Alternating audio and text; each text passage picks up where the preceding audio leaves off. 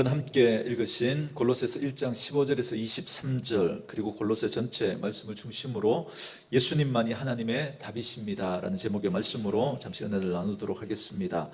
골로새서는 총 4장으로 되어져 있는 짧은 성경입니다. 우리가 지난주에 말씀드렸던 것처럼 바울이 쓴 서신서, 그러니까 편지 형식의 글이죠. 그 중에 옥중서신이 4권이 있다 말씀드렸죠. 그 중에서 2권은 우리가 이미 살펴봤죠. 에베소서와 빌립보서. 그리고 오늘 3번째로 이 골로새서를 우리가 다루게 되었습니다. 그러니까 오늘도 이 골로새서를 여러분들이 읽으실 때 바울이 감옥에 갇혀 있는 상황에서 이 편지를 썼구나라고 생각하고 읽어가시면 도움이 될 듯 싶습니다. 그런데 이 골로새서를 읽다가 보면 특징이 크게 몇 가지가 등장합니다. 그 중에 하나가 3절부터 6절 말씀인데요. 한번 여러분 오늘 골로새서 1장 3절부터 6절 말씀 다시 한번 보시겠습니까? 제가 한번 읽어 드리도록 하겠습니다. 우리 본문 앞에 3절부터 6절 말씀 제가 읽어 드릴게요. 우리가 너희를 위하여 기도할 때마다 하나님 곧 우리 주 예수 그리스도의 아버지께 감사하노라. 이는 그리스도 예수 안에 너희의 믿음과 모든 성도에 대한 사랑을 들었음이요 너희를 위하여 하늘에 쌓아둔 소망으로 말미암음이니 곧 너희가 전에 복음의 진리의 말씀을 들은 것이라. 이 복음이 이미 너희에게 이름에 너희가 듣고 참으로 하나님의 은혜를 깨달은 날부터 너희 중에서와 같이 또한 온 천하에서도 열매를 맺어 자라는도다. 아멘. 이 골로새서를 기록한 바울은 이 골로새 교회를 생각할 때마다, 바라볼 때마다 어떤 마음이 먼저 드냐면 감사하는 마음이 먼저 들었다라는 겁니다. 그러니까 이 골로새 교회는 하나님의 사람에게 감사를 가져오는 그런 교회였다라고 하는 게 이 골로새 교회의 특징입니다. 그래서 저는 이 말씀을 묵상하면서 오늘 골로새서 이 전체를 다루기 전에 먼저 이 부분을 한번 우리가 묵상하면 어떨까 싶습니다. 다른 사람들에게 감사를 생각나게 하는 사람, 그런 사람으로 내가 살아갈 수 있다면 얼마나 좋을까. 누군가 나를 떠올릴 때마다 걱정과 염려와 인상을 쭉 찌푸리게 하는 그런 사람이 아니라 나를 떠올릴 때마다 입가에 미소가 번지는, 생각할 때마다 감사가 떠오르는 그런 삶을 살아갈 수 있다면 얼마나 좋을까라는 생각을 하게 됩니다. 감옥에 갇혀있던 바울이 얼마나 골로새 교회를 향한 그 마음이 좋았던지 그는 그 교회를 생각할 때마다 하나님 앞에 감사할 수밖에 없었다라는 겁니다. 저는 오늘 이 자리에 있는 저와 여러분들이 다른 이들에게 감사를 불러올 수 있는 그런 분들 되어줄 수 있기를 주의 이름으로 축원합니다. 그럴 뿐만 아니라 우리 교회도 감사를 생각나게 하는 그런 교회였으면 좋겠습니다. 그 교회 그러면 굉장히 큰 교회, 굉장히 성도가 많은 교회, 프로그램이 잘 갖추어진 교회, 뭐 그런 것도 나쁘진 않겠죠. 그러나 가장 본질적인 그런 우리가 하나님 앞에 칭찬을 듣는 게 더 여러분 좋은 것 아니겠습니까? 저 교회가 저기 있어서 참 좋다. 오늘날에도 저런 교회가 있어서 참 감사하다. 이런 본질적인 칭찬을 들을 수 있는 그런 교회가 우리 교회였으면 좋겠다라는 생각이 듭니다. 그래서 우리 사랑하는 성도들이 우리 교회를 위해서 기도할 때마다 하나님 우리 교회가 큰 교회 되게 해주세요. 성도들 많은 그런 교회, 재정이 넉넉하고 많은 일을 하는 교회 되게 해주십시오. 뭐 그런 기도 필요할 수 있겠죠. 그러나 우리가 하나님 앞에 기도할 때 우리가 정말 감사를 불러 올 수 있는 그런 우리 오늘의 교회가 되었으면 좋겠습니다. 그런 기도가 더 많아졌으면 좋겠습니다. 제가 그리 길지 않은 인생을 살아왔지만 인생을 살면서 더더욱 그런 생각이 많이 듭니다. 어떤 사람도 흠과 티가 없는 사람은 없는 것 같습니다. 그래서 남들에게 우리가 온전하게 보이려고 하고 남들에게도 멋있게 그렇게 보이려고 그렇게 우리가 하지만 사실 여러분 우리가 들여다보면 온전하고 흠없는 사람 누가 있겠습니까? 사람들에게는 그렇게 잘 포장하고 꾸밀 수 있겠죠. 또 어떤 위치나 자기 어떤 포지션이 또 그럴듯한 자리에 있으면 더더욱 사람들에게는 그렇게 보여줄 수 있을지도 모르겠습니다. 그러나 여러분 들추어 보면 다 마찬가지죠. 그래서 저 사람은 안 그럴 것 같았는데 그런데 또 그런 것들이 드러나면 더 실망감과 배신감이 더 크게 드는 것 같습니다. 그런데 사실 생각해 보면 이게 원래 우리 모습이거든요. 이게 오늘 이 자리에 있는 저와 여러분들도 다른 이들 앞에서 온전하게 그렇게 보일지 모르지만 그러나 사실 우리가 다 부족한 사람 아닙니까? 그걸 우리가 인정해야 됩니다. 그런데 안 그런 척 그렇게 포장을 하면서 살아가다가 보니까, 그리고 우리의 포지션이 또 그런 위치에 있는 분들은 더더욱 그럴 수 있습니다. 우리가 속는 거예요. 우리가 스스로 부족한 존재이고 연약한 존재이고 흠이 있는 존재인데, 그런데 어느 순간 우리가 그걸 잊어버리는 거예요. 여러분, 저는 이게 여러분 죄의 본질이고 죄의 시작이라고 생각합니다. 여러분, 성경에 나타난 죄의 본질이 바로 여러분 이걸 설명해 주고 있는 겁니다. 자기가 누구인지를 잊어버리는 그 순간부터 죄는 시작되는 거거든요. 그래서 이걸 여러분 뒤집으면, 반대로 생각해 보면 이게 믿음의 이야기입니다. 그러니까 정말 믿음이 있는 사람은 누구냐면 자신이 누구인지를 여러분 늘 아는 사람이 믿음 있는 사람입니다. 의로운 척, 거룩한 척, 그게 아니라 하나님 앞에서 자기가 얼마나 죄인인지, 자기가 누구인지를 아는 사람이 믿음의 사람인 거죠. 그런 면에서 보면 죄의 반대는 여러분 의로움이 아니라 믿음이다, 그렇게 말할 수 있습니다. 그래서 성경은 처음부터 마지막까지 올곧게 우리에게 알려주고 있는 믿음의 모습이 어떤 거냐면 절대 하나님 의지하고 살아가야 하는 존재다라는 걸 말씀해 주고 있습니다. 여러분, 그런데 죄의 본질은 뭐냐면 그 하나님으로부터 분리돼서 그 하나님 없이 내 힘으로 살아가려고 하는 것, 거기에서부터 죄가 시작되고 그게 죄의 본질이라는 겁니다. 그걸 가장 잘 보여주는 사건이 여러분 에덴 동산의 그 선악과 사건 아닙니까? 하나님께서 동산 중앙 가장 잘 보이는 곳에 선악과를 두고 이거 먹지 말라고 말씀하신 이유는, 하나님은 창조주이시고 너는 피조물이다, 그러니 너는 하나님 의지하고 하나님 말씀에 순종하며 살아가야 하는 존재다라는 걸, 그걸 볼 때마다 잊지 말라고 한 거죠.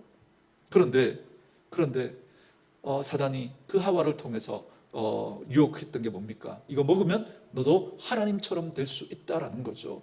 그래서 하나님 떠나서 이제 내가 하나님 되어 스스로 그렇게 살아가려고 했던, 거기에서부터 죄가 시작되었고 그게 죄의 본질이라는 겁니다.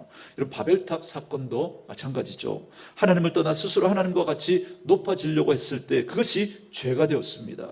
여러분, 이스라엘의 첫 번째 왕 사울도 마찬가지죠. 그는 처음에는 참 겸손한 사람이었고 괜찮은 사람이었습니다. 그러나 그에게 힘이 생기고 그의 포지션이 생겼을 때 하나님을 떠나버립니다. 마치 자기가 하나님처럼 되거든요. 여러분, 왕이 된다는 게 여러분 이게 얼마나 두려운 거냐면요, 내가 하라면 하고 말라면 마는 거예요. 여러분, 그 자리에 있다가 보면 자기가 하나님이라고 착각해버리게 됩니다. 그런 권한을 가지면서부터, 거기서부터 그가 교만해지고, 그러면서 하나님을 의지했던 그런 겸손한 그 사울이 아니라 이제는 하나님을 의지하지 않고 자기가 하나님 되어버린 그 자리에서 그는 넘어지고 마는 거죠. 저와 여러분의 개인의 삶에 있어서도 마찬가지입니다. 그래서 저와 여러분이 늘 기억해야 될 게 뭐냐면, 우리는 하나님 없이는 살아갈 수 없는 존재이고 하나님을 의지하며 살아가야 하는 존재구나, 하나님 의존적인 존재로 살아가야 하고 그럴 수밖에 없는 연약함과 부족함이 우리에게 있다라는 사실을 우리 항상 인정하고 한순간도 그거 놓치지 않고 살아가야 한다는 겁니다. 여러분, 골로새 교회가 그랬습니다. 그 교회는 하나님 앞에서 감사를 불러왔던 그런 참 좋은 교회였습니다. 그런데 그 교회가 시간이 지나면서 아주 치명적인 문제가 생기기 시작하는데, 그 교회를 흔드는 이단들의 잘못된 가르침이 들어왔습니다. 그 잘못된 가르침이 바깥에서도 들어왔고 또 안에서도 이렇게 생겨나게 되었습니다. 여러분, 늘 말씀을 드리지만 여러분, 이단이라고 하는 게 처음부터 여러분 나쁘게 보이지 않습니다. 마귀의 시험도 마찬가지죠. 여러분, 만약에 사탄이 우리를 유혹할 때 우리가 사탄의 심볼, 머리에 뿔이 나고, 그죠? 삼지창을 들고 꼬리에, 그죠? 또 이렇게 화살촉 같은 그런 모양으로 해서 그런 모습으로 나타나서 우리를 유혹한다면 그 꾀임에 넘어갈 사람은 아무도 없을 겁니다. 그죠? 처음에는 어때요? 아주 그럴듯한 모습으로, 광명한 천사의 모습으로 나타납니다. 그래서 이단들의 가르침은 처음에는 여러분 너무 이상하지 않다니까요. 이단이 처음에는 굉장히 혹하게 우리들에게 다가옵니다. 그래서 그 말 자체, 이단이라고 하는 그 말의 뜻도 뭐가 다르다는 거예요? 끝이 다르다는 거예요. 처음에는 별로 다른 것 같지 않아요. 오히려 더 좋아 보입니다. 오히려 그렇게 하면 더 힘있어 보이고 성공할 것 같고 여러분 좋아 보입니다.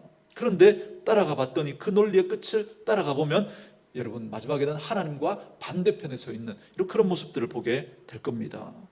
여러분, 골로새 교회에 이런 움직임들이 있었는데 크게 세 가지 움직임이 이 골로새 교회 안에 있었습니다. 잘못된 그런 이단들의 가르침이 어떤 것이었냐면, 한번 잘 듣고 여러분 염두에 두시기 바랍니다. 첫 번째, 어떤 잘못된 가르침이 들어왔냐면 형식주의입니다. 형식주의.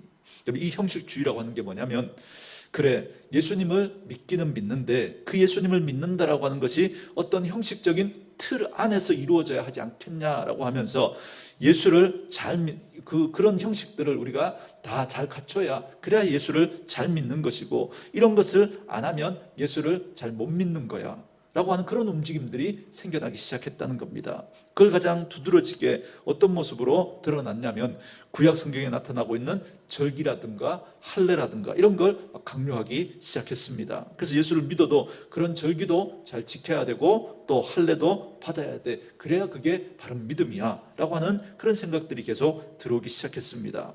여러분, 이 말씀 한번 찾아보시겠습니까? 골로새서 2장 16절부터 17절, 우리 많이 봤던 말씀이죠. 다시 한번 보겠습니다. 같이 한번 읽어볼까요? 2장 16절 17절 있습니다. 시작. 그러므로 먹고 마시는 것과 절기나 초하루나 안식일을 이유로 누구든지 너희를 비판하지 못하게 하라. 이것들은 장래일의 그림자이나 몸은 그리스도의 것이니라. 아멘. 여러분, 이게 무슨 말이죠? 골로새 교회 안에 이 문제로 시끄럽고 혼란했다는 겁니다. 뭐 때문에 그렇냐면, 뭘 먹느냐, 뭘 안 먹어야 되느냐, 뭘 마셔야 되느냐, 뭘 마시지 말아야 되느냐, 어떤 절기를 지키느냐, 지키지 않느냐, 뭐 안식일, 뭐 이런 문제들 때문에 교회가 시끌시끌했다는 겁니다. 넌 이런 음식을 먹으니까 바른 믿음이야, 넌 안 먹으니까 바른 믿음이 아니야, 뭐 이런 다툼이 일어나기 시작했다는 거죠. 여러분, 이게 형식주의로 큰 틀 안에 그렇게 우리가 이해할 수 있습니다. 여러분, 그리고 이 형식주의, 이런 식으로 어떤 걸 강요하고 그걸 지켜야 돼라고 하는 이런 모습들로 나타날 수 있지만, 또 형식주의의 또 다른 하나는 어떤 움직임이냐면, 예수를 잘 믿는다라고 하는 걸 무엇과 자꾸 연결 시작하느냐면, 내가 하고 싶은 걸 안 하는 것으로 설명하는 그런 또 움직임이 있었습니다. 이걸 소위 말해서 금욕주의다, 그렇게 말합니다. 금욕주의. 나는 이 땅을 살아가는 사람이 아니라 하늘 나라 백성이니까 이런 거 난 안 해. 그러니까 일상의 삶을 살아가면서 우리가 마땅히 한 개인으로 감당해야 할 그 일들을 뒤로 하고 아주 특별한 일을 행하는 것을 믿음이라고 생각하고 그것만 추구하면서 살아가는 그런 사람들이 생겨나기 시작했다는 겁니다. 여러분, 금욕주의 하면 어떤 거 생각날 수 있을까요? 가끔 우리가 뭐 TV에 보면 뭐 성지 순례를 한다고 하면서 십자가를 메고 뭐 여러 나라들을 또 뭐 이렇게 돌아다니고 뭐 그렇게 하는 사람들도 가끔 보이기도 하고, 아니면 어떤 다른 종교의 모습이긴 하지만 산보를 걷고 또 절을 하고 또 산보를 걷고 절을 하고, 뭐 이게 다 여러분 다 무엇을 표현하는 거죠? 내가 믿음이 있으니까 나는 이만큼 나를 절제하고 희생한다, 그래야만 이게 바른 믿음의 표현이다라고 하는 거죠. 예전에 우리 기독교 역사 가운데 중세 시대 그 수도원 운동이 있었습니다. 수도원 운동. 그 중에 어떤 수도사들은 평생을 어떻게 살았느냐면, 그 사막에서 큰 기둥을 세워놓고 그 기둥 꼭대기 위에 올라가서, 여러분, 거기에서 그 평생을 거기서 사는 거예요. 거기서 고행을 하면서 그 제자들이 밑에서 음식을 가져다 주면, 뭐 물을 주면 그거 끌어올려가지고 밧줄로 묶어서 끌어올려가지고 그거 막 일정 양만, 그렇게 생명을 유지할 그런 양만 먹으면서 그 기둥 위에서 여러분 그렇게 살아가는 게 여러분 얼마나 고통스럽겠습니까? 나는 일상의 삶을 살지 않고 고통스럽게 이 기둥에 앉아서 그렇게 늘 하나님만 생각한다, 예수님만 생각한다는 거예요. 여러분, 이게 다 무엇과 연관되는 거냐면, 이렇게 일상생활을 포기하고 나 나름대로 믿음 생활을 이렇게 절제하고 금욕하면서 살아가니까 이게 바른 믿음이다, 내 믿음을 이런 것으로 드러내고 또 인정을 받으려고 했던 거죠. 여러분, 이런 움직임들이 골로새 교회 안에 생겨나기 시작했다는 겁니다. 그리고 또 한 부류의 사람들은 어떤 사람이냐면, 이 구절 한번 읽어보겠습니까? 여러분, 2장 18절에서 23절 말씀인데요, 뭐 시간이 또 많이 걸릴 것 같아서 18절 말씀만 제가 한번 읽어드리겠습니다. 아무도 꾸며낸 겸손과 천사 숭배를 이유로 너희를 정죄하지 못하게 하라. 그가 그 본 것에 의지하여 그 육신의 생각을 따라 헛되이 과장하고, 이렇게 말합니다. 여러분, 초반부에 뭐라고 그러죠? 아무도 꾸며낸 겸손, 그러죠. 이 꾸며낸 겸손, 이게 제가 말했던 금욕주의입니다. 금욕주의. 또 하나가 또 어떤 게 있습니까? 천사 숭배입니다. 천사를 숭배하는 이유로. 여러분, 골로새 교회 안에 이 천사 숭배 사상이 있었다는 거예요. 이게 무슨 말이냐면 골로새 교회 성도들 가운데 어떤 성도들이 있었냐면 정말 예수님을 잘 믿는다고 하면 천사들이 나타나서 자기들에게 막 말씀도 해주고 자기들을 막 인도하는 그런 경험을 하게 될 거다라고 하면서 그렇게 주장하는 그런 사람들이 있었다는 겁니다. 그래서 바울이 올곧게 가르쳐 주었던 하나님의 말씀이 있었음에도 불구하고 그들이 그 말씀을 떠나서 이런 잘못된 가르침에 그들이 빠지게 되고 이것 때문에 교회가 시끌시끌하게 되었다는 겁니다. 여러분, 오늘날 한국 교회도 여러분 마찬가지지 않습니까? 뭐 신천지 때문에 한국 교회가 한때 얼마나 많은 몸살을 앓았습니까? 그 외에도 각종 이단들 때문에 여러분 교회가 막 힘들고 어려운 일 가운데 있어요. 저는 여러분 이단들보다 사실 더 여러분 그 잘못된 가르침이 여러분 버젓이 뭐 기존 어떤 교단 안에서 그렇게 버젓이 잘못된 가르침이 막 전해지고 있는 여러분 이런 현실들이 너무 안타까운 거예요. 여러분 뭐 선거 때 누구를 찍고 누구를 찍으면 안 되고 그러면서 강단에서 막 이야기를 하면서 뭐 누구에게 예후의 영을 주었대요. 예후의 영을. 여러분 이게 기독교가 완전 무속으로 막 전락해버리는. 여러분 예후의 영이 어디 있습니까? 예후왕의 영이. 여러분 성경에 보면 그 사울이 그 신접한 여인에게서 사무엘의 영을 불러올리는 그 장면이 있는데 여러분 그게 사무엘의 영입니까? 그게 귀신이죠. 사단이죠. 사람이 죽으면 여러분 그게 귀신이 돼서 그게 있을 수 있습니까? 그런 엉터리 메시지들이 전해주고 있는 이런 현실들이 너무 가슴 아픈 거예요. 그래서 저와 여러분들이 이 골로새서를 읽으면서 이 골로새서의 큰 특징으로 잡아내야 될 게 뭐냐면 여러분 우리가 그 어떤 그 이단들의 어떤 뭐 잘못들 이걸 하나하나 여러분 우리가 다 이야기할 수 없습니다. 그 이야기들은 큰 틀에서는 여러분 벗어나지 않지만 자꾸 이렇게 모양이나 형식들을 바꿔가거든요. 그렇기 때문에 우리가 중요한 건 뭐냐면 가장 본질을 아는 겁니다. 본질을. 그래서 사도 바울이 이렇게 얘기를 하지 않습니다. 그러니까 형식주의는 뭐 이런 거고 이건 나쁘고 이건 문제고 이건 나쁘고 이건 문제야. 금욕주의는 이런 것이 금욕주의고 이런 게 나쁜 거야. 천사 숭배는 이런 거고 이런 게 나쁜 거야. 그렇게 세세하게 그 잘못된 이단들에 대한 어떤 그런 가르침들을 뭐 일목요연하게 뭐 이야기를 하면서 그렇게 대처하지 않습니다. 어떻게 대처하느냐면 예수님에 대해서 설명하는 거예요. 예수님에 대해서만 가장 깊이 있게 심도 있게 그걸 다루는 겁니다. 그래서 대부분의 신약을 연구하는 학자들이 동의하는 내용이 뭐냐면 신약 성경 중에 예수님이 본질적으로 누구이신지를 가장 잘 설명해 주는 성경이 골로새서다. 이렇게 말합니다.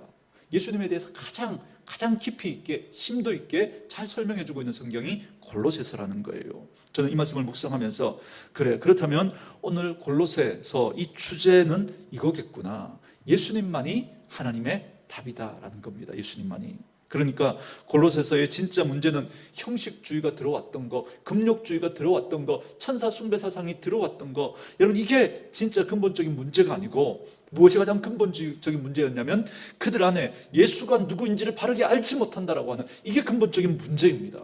오늘 우리 한국 교회가 여러분 정말 예수에 대해서 성경에 대해서 바르게 알지 못하는 여러분 이것이 가장 심각한 문제예요. 한국 교회가 여러분 반지성적인 모습으로 자꾸 흘러갔던 그런 역사가 여러분 이 오늘날 이런 어처구니 없는 일들이 막 이 강단에서 막 선포되어져도 성도들이 그걸 구분하지를 못하는 거예요. 그게 가장 심각한 문제인 겁니다. 여러분 저는 진짜 걱정이 뭐냐면 어떤 신천지나 어떤 그런 이단들 뭐 이런 것들이 그게 진짜 문제가 아니라 그걸 이겨낼 수 있는 저와 여러분 안에 정말 우리 교회 안에 예수님을 바르게 하는 그런 지식이 우리에게 있는가라고 하는 겁니다. 이게 더 중요한 문제인 거죠. 그것만 있으면 그러면 우리 흔들리지 않을 수 있는 거거든요. 문제는 뭐냐면 우리들 스스로가 예수 그리스도가 누구인지 바르게 아는 일이 적기 때문에 여러분 그에 대한 확고한 믿음의 문제가 잘 정리되지 않으니까 다른 가르침이 왔을 때 그게 잘못된지를 잘 구분해내지 못하는 거예요. 그래서 너무 쉽게 빠져버리는 거죠. 저는 형식주의가 참 나쁘다고 생각을 합니다. 제가 형식주의를 우리 성도님들에게 어떻게 설명해 드릴까 쉽게 실감나게 그렇게 생각하다가 형식주의는 마치 이런 거라는 깨달음이 생겼습니다. 형식주의는 이런 거예요. 사랑하는 남편이 사랑하는 아내에게 의무감으로 선물을 하는 거예요. 의무감으로. 예를 들어서 생일날 남편이 선물을 하는데 이렇게 선물을 합니다. 여보, 내가 남편이라 어쩔 수 없이 선물하는 거야, 받아. 생일날을 선물하는 거라고 하니까 그래서 하는 거야, 받아. 여러분, 이러면 어떻게 해야 됩니까? 머리털을 다 뽑고 그 선물 안 받아야죠, 그렇죠? 여러분, 하나님과 우리와의 믿음의 관계를 여러분 이렇게 여러분 설명할 수 있겠습니까? 이제 이번 주 지나고 다음 주면 부활주일이니까, 그러니까 부활주일에는 헌금해야 된다고 하니까 그래서 우리 헌금하고, 여러분 그렇게 한다면 여러분 그게 하나님과 우리와의 어떤 그 관계, 믿음의 관계를 여러분 설명해낼 수 있겠습니까? 여러분 그렇다면 그 생일날 의무감으로, 그죠? 그렇게 선물을 그냥 하는 것하고 여러분 뭐가 다르겠습니까? 여러분 이게 형식주의라는 겁니다. 그럼 금욕주의는 어떻게 설명할 수 있겠습니까? 금욕주의. 여러분 예전에 우리 어머니 세대 또 어머니들이 이런 말 많이 하셨죠.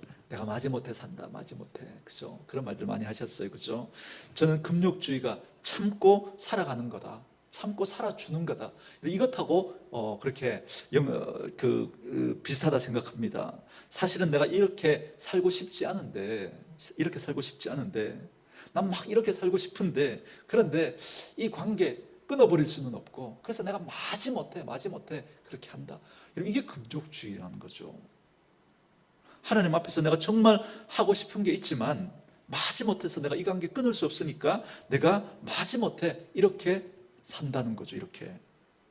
이런 태도가 금욕주의라고 그렇게 말할 수 있겠습니다. 그럼 천사 숭배는 뭐라고 설명할 수 있겠습니까? 천사 숭배, 너무 이벤트만 바라고 살아가는 거, 이벤트만. 여러분 자동차 뒤에 맨날 풍선 300개씩 넣어서 막 이렇게 열면 막 풍선이 날아가고 막 글씨가 매달려가지고, 그죠? 맨날 이거 어떻게 하겠습니까? 맨날 장미꽃 300송이 1000송이 이렇게 어떻게 맨날 하겠습니까? 여러분 그런 이벤트가 필요 없다는 건 아니지만 여러분 한 번씩 필요하겠죠. 그러나 여러분 맨날 그 이벤트만 추구하고 살려고 한다면 그건 여러분 문제죠. 여러분 우리가 신앙생활 하다가 보면 하나님이 특별히 또 어떤 은사들을 체험하게 하시고 또 음성을 들려주실 수 있고 보여주실 수 있다고 저는 인정하는 사람입니다. 여러분 저거 부정하지 않습니다. 그러나 그건 하나님의 특별한 선물이에요. 그러나 맨날 그것만 바라고 살아간다면 여러분 아내가 맨날 1년 365일 이런 달력에다 매번 이날은 무슨 날, 이날은 무슨 날, 이날은 무슨 날, 맨날 이벤트를 바라는 것하고 똑같은 거죠. 그러면 살아갈 수가 없는 거죠. 그러면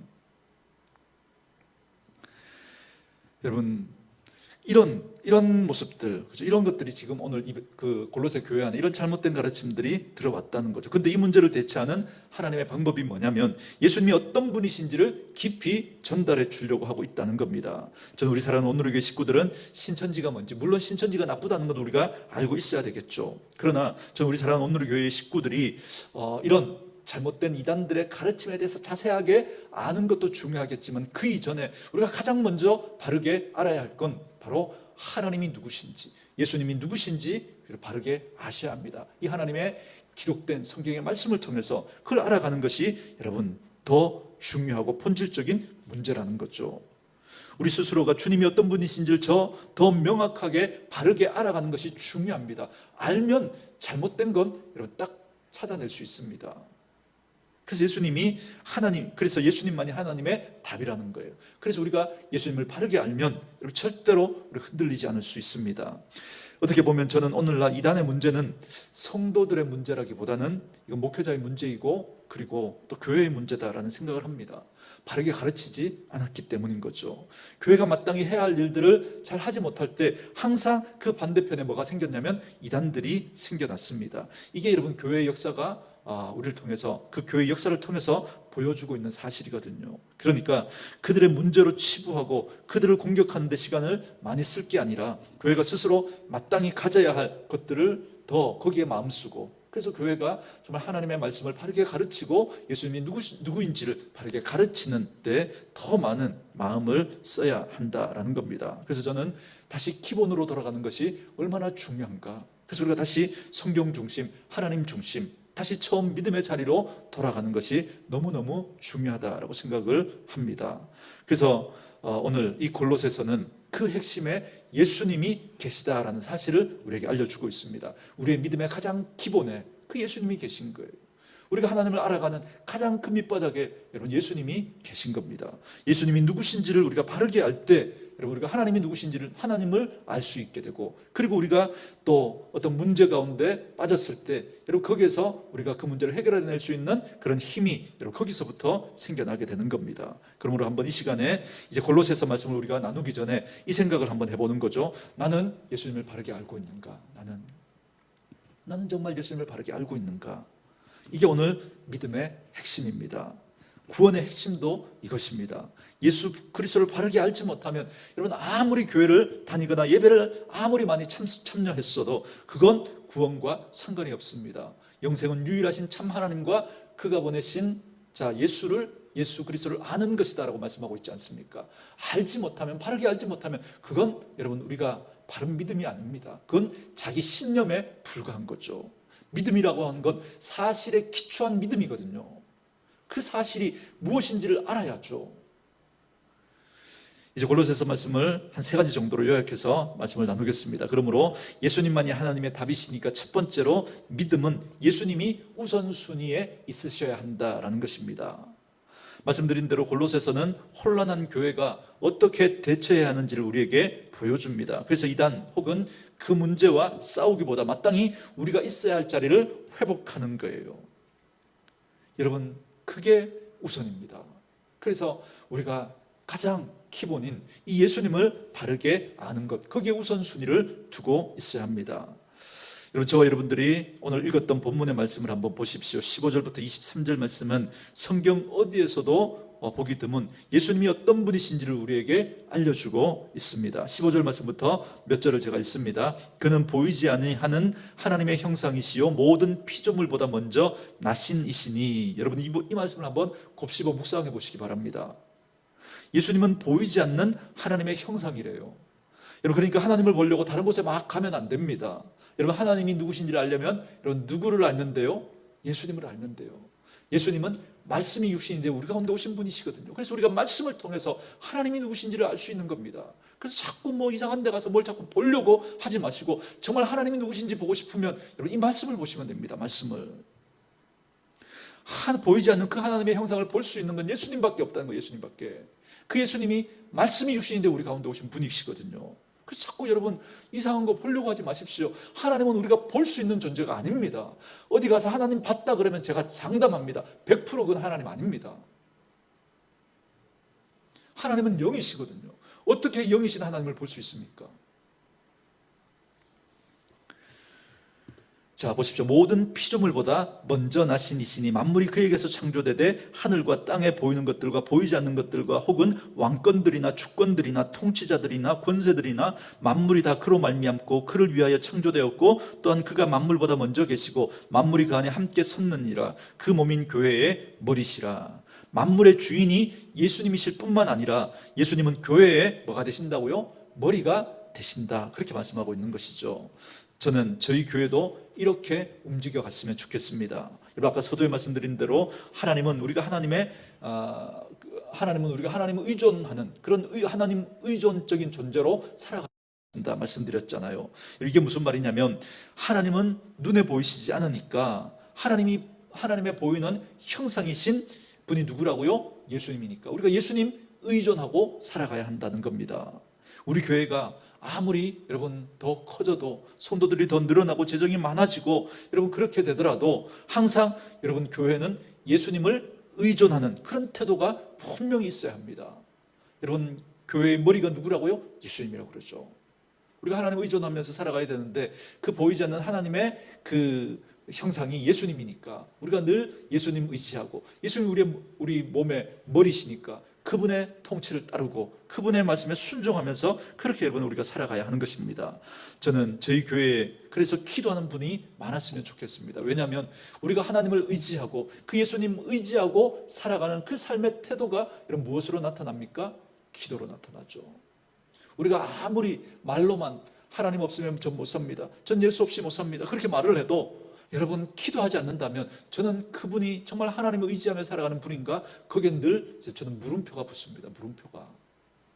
말로는 여러분 그렇게 말하지만 그러나 정말 우리가 하나님을 의지하는 삶의 태도는 결국 무엇으로 나타나느냐면 기도로 나타날 수밖에 없는 거예요. 기도로. 여러분, 기도라는 게 뭐죠? 나는 내 힘으로 살아갈 수 없습니다라고 하는 그 삶의 고백이 뭐예요? 결국은 기도인 거죠. 저는 저희 교회가 정말 이 기도가 정말 가장 절실한 어떤 그런 시점이 바로 이 시점이 아닌가라고 생각을 합니다. 예전 상가교회에 있을 때를 생각해 보면 지금 형편이 훨씬 좋아졌죠. 그럴 때 생각해 보면 여러분, 우리가 얼마나 좋은 그런 여건과 형편 속에서 믿음 생활하고 있습니까? 그러니까 우리가 더 간절하지 않은 거예요. 그러니까 뭐 이렇게 하면 될 것 같은 거예요. 뭐 아파트도 자꾸 들어서고 있죠. 자꾸 이쪽에 뭐 사람들이 몰려오고 있죠. 뭐 이렇게 해도 뭐 되겠네. 그런 마음들이, 그냥 이렇게 하면 되겠네. 그런 마음들이 생길 수 있습니다. 그게 가장 위험한 거죠. 여러분, 기도란 뭐냐? 하나님 없이는 우린 못 산다라고 하는 거거든요. 여러분, 교회의 머리는 여러분 예수님이십니다. 여러분, 우리가 머리 없이 여러분 몸이 존재할 수 있습니까? 그러니 우리는 늘 그 예수님을 의지하고 예수님의 의존적인 그런 모습으로 살아가야 되는데, 그게 여러분 기도입니다. 기도. 그래서 저는 우리 오늘의 교회에 기도하는 분들이 많았으면 좋겠습니다. 예수님이 우리 믿음의 우선순위거든요.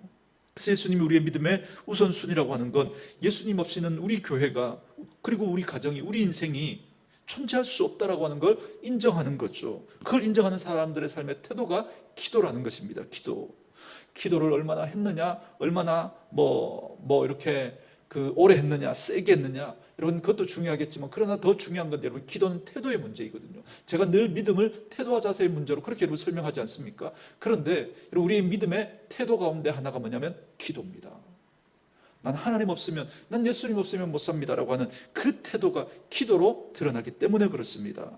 저는 기도하는 분들이 우리 교회에 더 많아질 수 있기를 주의 이름으로 축원하고 간절히 소망합니다. 그래서 오늘 우리의 진짜 문제는 우리에게 다가오는 환난이 아닙니다. 생각해 보면 여러분, 교회 역사상 여러분 이단들은 항상 있었습니다. 고난은 항상 있었습니다. 여러분, 그러나 오히려 그 고난 가운데서 교회는 여러분 더 빛났습니다. 그럴 때 더 기도하고, 교회는 깨어 기도하고, 교회는 그때 더 빛을 발했습니다. 그러나 문제가 없을 때, 평안할 때, 재정적으로 여유로울 때, 그럴 때 교회들은 다 여러분 타락하고 넘어갔습니다. 그럴 때 기도하는 분들이 여러분 적었고요. 오늘 우리 한국교회의 위기가 바로 여기에 있다고 생각을 합니다. 그러니 여러분들은 정말 하나님 앞에서 기도하는 그런 분들 되어줄 수 있기를 원합니다. 그래서 우리 오늘의 교회가 지금 예전에 비해서 많이 좋은 그런 상황 속에 있다고 하지만, 그러나 하나님 없으면 여러분 언제든지 여러분 아무것도 아닌 것이 될 수 있는 게 여러분 교회거든요. 예수님 없는 그 교회, 여러분 아무런 의미 없지 않겠습니까? 그래서 우리 한 분들이 정말 예수 그리스도를 우리의 머리로, 우리의 삶의 우선순위로 모시고 그분 앞에 기도하는 분들로 살아갈 수 있길 주의 이름으로 축원드립니다. 두 번째로, 여러분 믿음은 관계라고 하는 것입니다. 관계. 여러분, 믿음은 형식주의나 금욕주의나 이벤트로 설명되는 게 아니라, 여러분 믿음은 관계라는 거예요. 관계. 그걸 뭘로 표현하고 있느냐면, 오늘 말씀 7절에서 18절에 보니까 이렇게 말씀하시죠. 그는 몸인 교회의 머리라 그럽니다. 그럴 뿐만 아니라 여러분 2장 10절 말씀 한번 보세요. 2장 10절에 이렇게 표현하고 있습니다. 너희도 그 안에서 충만하여졌으니, 예수님 안에서 충만하여졌으니, 그는, 예수님은 모든 통치자와 권세자의 머리시라, 이렇게 말씀합니다. 그러면서 예수님을 자꾸 교회의 머리로 설명하고 있죠. 머리로. 여러분, 머리는 몸과 어떻게 연결되어져 있죠? 그죠? 유기적으로 이렇게 연결되어져 있잖아요. 그러니까 여러분, 이걸 통해서 지금 뭘 설명하려고 하는 거예요? 관계로 설명하려고 하는 겁니다. 관계로. 여러분, 믿음의 본질을 설명해 주고 있는 겁니다. 이 관계라고 하는 게 저와 여러분이 주님과 연결되어져 있다는 겁니다. 그래서 이렇게 말하죠. 여러분 2장 19절부터 한번 저와 몇 구절을 한번 읽어볼까요? 2장 19절. 먼저 2장 19절만 같이 한번 읽겠습니다. 시작. 머리를 붙들지 아니하는지라 온몸이 머리로 말미암아 마디와 힘줄로 공급함을 받고 연합하여 하나님이 자라게 하심으로 자라느니라. 아멘. 여러분, 교회가 어떻게 자랄 수 있는가? 성도가 어떻게 힘을 얻을 수 있는가? 예수님과 연결되어져 있어야 한다는 겁니다. 그런데 이 연결이라고 하는 게 뭐죠? 연결. 관계가 있어야 한다는 거죠. 관계가. 그래서 저와 여러분이 내가 믿음의 사람인가, 내가 내 믿음이 건강한가를 설명할 때 어떻게 여러분 설명해야 됩니까? 일로 설명하면 안 되는 거죠. 제가 늘 믿음은 우리가 무엇을 하는가, 뭐 어떤 직분을 가지고 있는가 이런 걸로 설명되지 않는다 그랬죠. 아무리 내가 예배에 열심히 참여하고 기도를 많이 하고 또 뭐 교회 일을 많이 하고 여러분 그걸로 우리의 믿음을 설명할 수 없습니다. 여러분 믿음은 관계로 설명되어져야 합니다. 내가 예수님과 얼마나 가까운가, 내 마음이 얼마나 예수님의 마음과 합한가, 예수님의 그 말씀에 순종할 그러한 마음의 태도를 가지고 있는가. 여러분 이게 다 예수님과 관계를 설명하는 거거든요. 관계를. 그분과 내가 연결되어져 있어야 하는 거거든요. 여러분은 예수님과 요즘 좋은 관계에 있습니까? 이게 본질적인 질문인 거죠. 내가 예수님과 연결된 사람인가? 내가 예수님과 관계가 있는 사람인가? 이게 첫 번째 질문이고요. 그리고 두 번째 질문은 이겁니다. 그 예수님과 내가 요즘 관계가 좋은가? 예수 믿는 사람이라면 여러분 관계는 있는 거죠. 그분이 정말 예수님을 믿는 사람이라면, 그렇죠? 이게 가장 중요한 근본적인 문제고, 그렇게 관계가 있었다면 이 관계는 그냥 저절로 좋아지지 않아요, 그렇죠? 저절로 좋아지지 않아요. 그 관계를 좋게 하기 위한 노력이 있어야 하는 거죠. 그래서 나는 요즘 예수님과 관계가 좋은가 이걸 물어보셔야 됩니다. 이런 부부라고 하는 것도 마찬가지지 않습니까? 내가 그 남자와 그 여자와 만나서 연결되어져 있는가, 그렇죠? 결혼을 해서 그렇게 서로 관계를 가지면서 부부라고 하는 관계를 맺게 되잖아요, 그렇죠? 그런데 두 번째 질문은 그렇게 결혼을 해서 부부라고 하는 그 관계로 살아갈 수 있지만, 그러나 여러분 행복한 가정의 삶을 살아가는 사람이 있고 그렇지 못한 삶이 있습니다. 그건 뭘로 결정되어지는 거죠?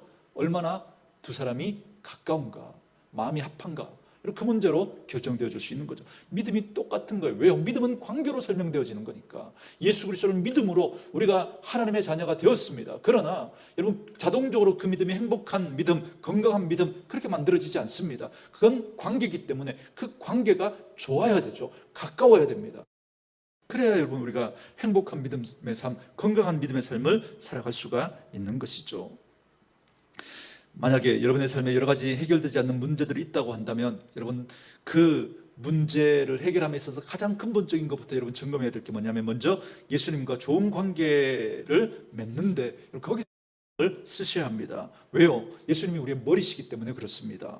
우리는 그의 몸이니까. 그러니까 여러분 우리가 예수님의 머리에 그렇게 붙어있는 그런 존재들인데 그 관계가 좋아야, 그래야 여러분 우리의 몸에 여러분 힘을 받을 수가 있습니다.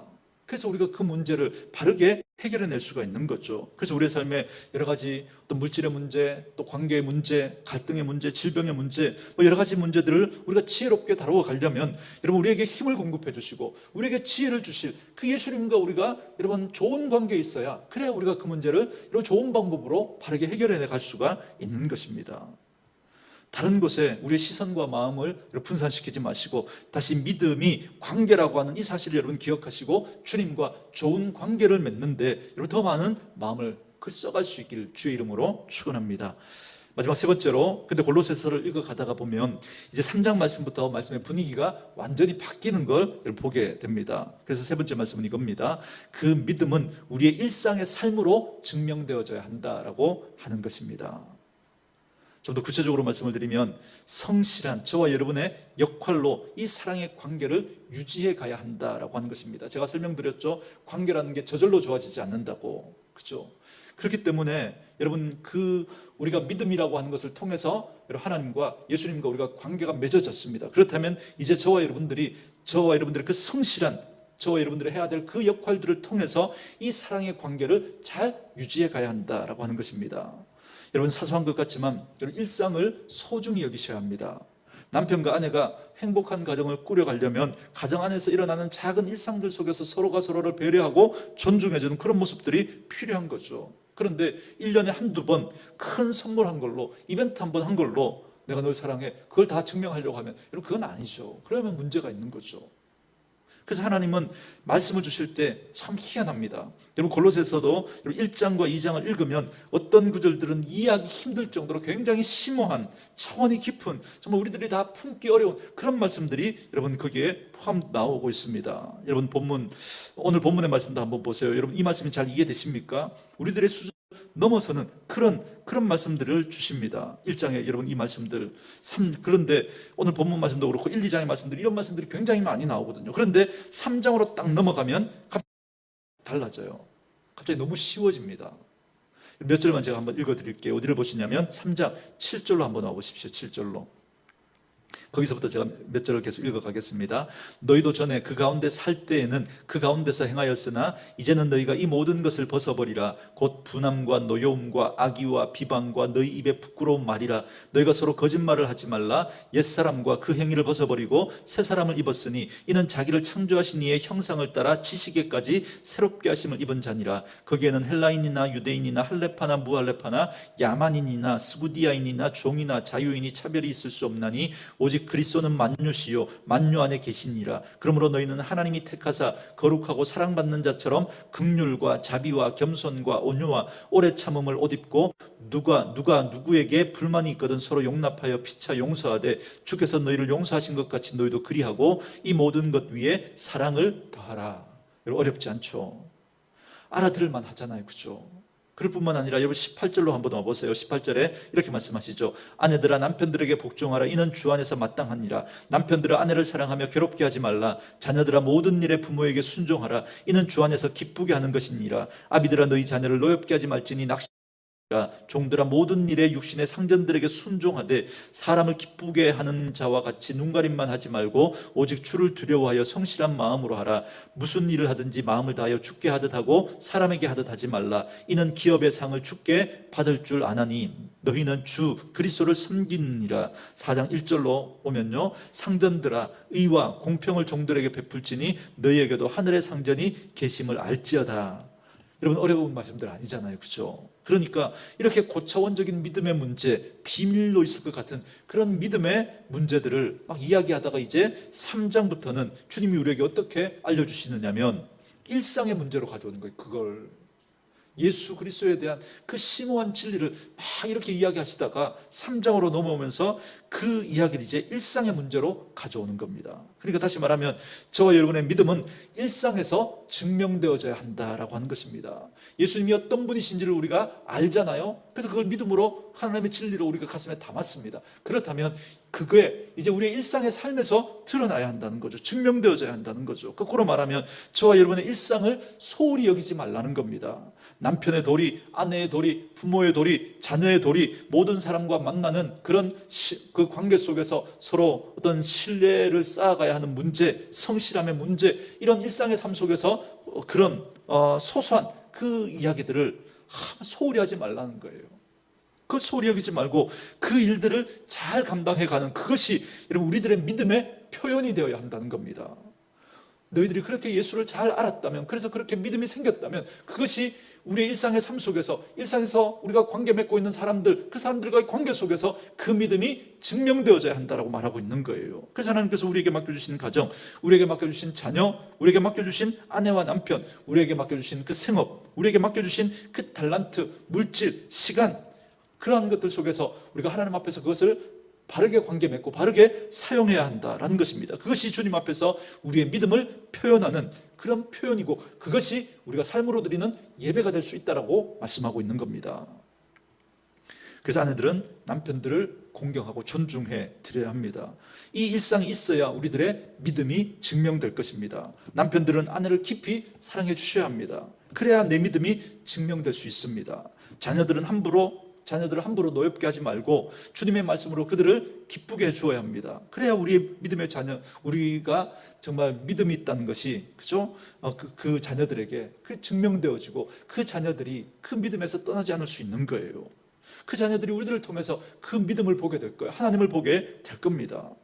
여러분 작아 보이지만, 사소해 보이지만 여러분들, 저와 여러분들이 짓는 미소, 저와 여러분들의 표정, 저와 여러분들의 삶의 태도, 여러분 이러한 것들을 통해서 다른 우리 주위의 분들이 여러분 주님을 보게 될 것입니다.